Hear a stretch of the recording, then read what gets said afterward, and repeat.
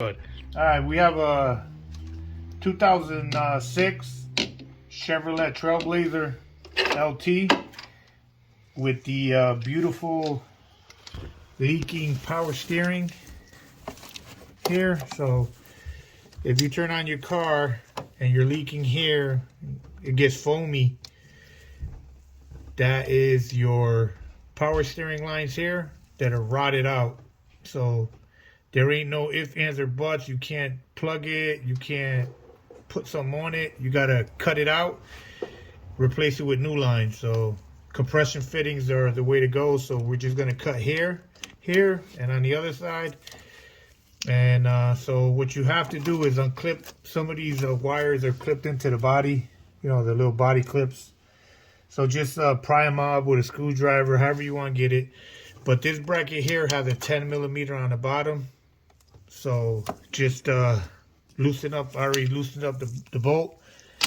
I used a 10mm ratchet. You could use a socket, whatever's comfortable. And you know, it comes up. So that's the bracket being loosened. Now you have access to be able to move it. So when you get ready, just this rubber piece, it does have a split on the top. Don't get fooled. The way it comes up is you pull up on it. You pull up on it and it comes out. The pipes go in between this. This can be reused for your next one if you want. You know, you want to keep the trend of it rotting out after a few years. So make sure you replace this, okay? I'm going to show you where the leak is coming from and the power steering. Go ahead. We're going to start it. Yeah, well, obviously.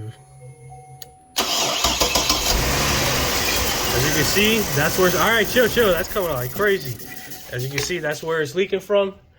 Right there. And that's what you got to cut out.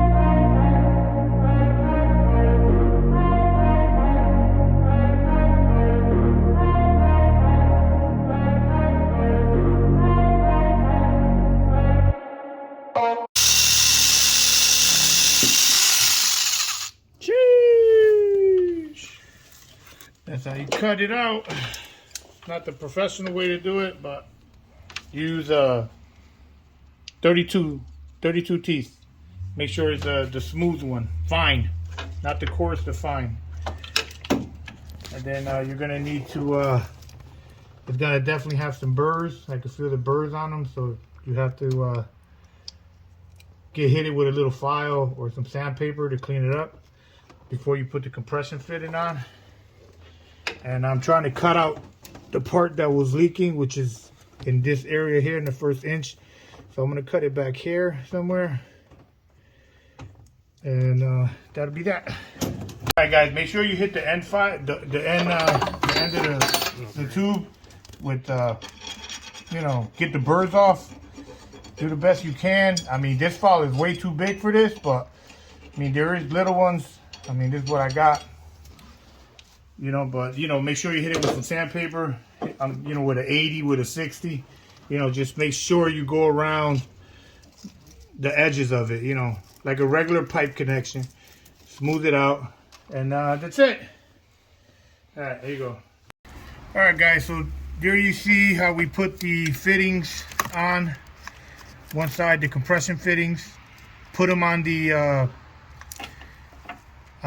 pipes that are on the truck first. Make sure you put some thread, some Teflon tape on the threads, tighten them. Use a 15 millimeter for the middle one as you tighten the other one. Same thing on this side. Hold the middle, tighten the other nut. So you're gonna need 2 wrenches. You're probably gonna need 2 people, maybe 1 if you're handy, but that's what it should look like. And then just restore, put some oil in it, and you'll be all set. You could run it, but that's what it's supposed to look like. You're gonna need a couple wrenches. You're gonna need the fittings. Again, you're gonna need the 3/8. 3/8 is the fittings that you want. Compression fittings. This is what they look like. This is how they go on. Very simple. Don't pay so much money for them. You just cut the tube. You can use the pipe cutter. I used the saw. I just took the burrs off with a little bit of sandpaper and a file. Put the nut on like this. You know, put the nut on and this behind it, bring it to this, stick it in. That's how. This is what seals. That compression fitting is what seals. And then just make sure that you're pressing this part against the pipe as you tighten. And then before you just got to make sure you hold that part.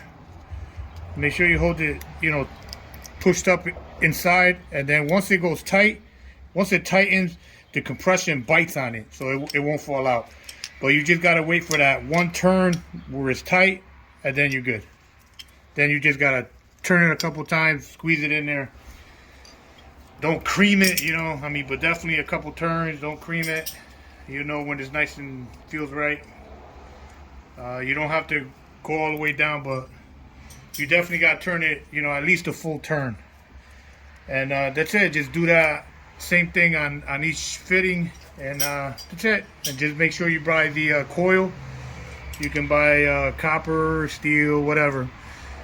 The more flexible it is, the easier it is to do. The harder the line, the tougher it is. But just remember, you're gonna need a small file to file the burrs off the ends of the pipe if you do it like me, or if you use a pipe cutter, you're all set.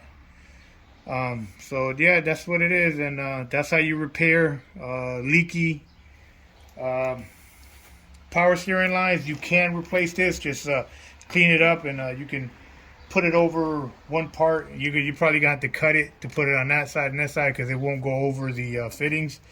But you can still cut it and put some of the pipe in here so it don't vibrate. And that's all you gotta do. So, all right, there you go. Have fun. Let me know if you liked it. Like and subscribe. For sure, like. And if you have any questions, drop a comment.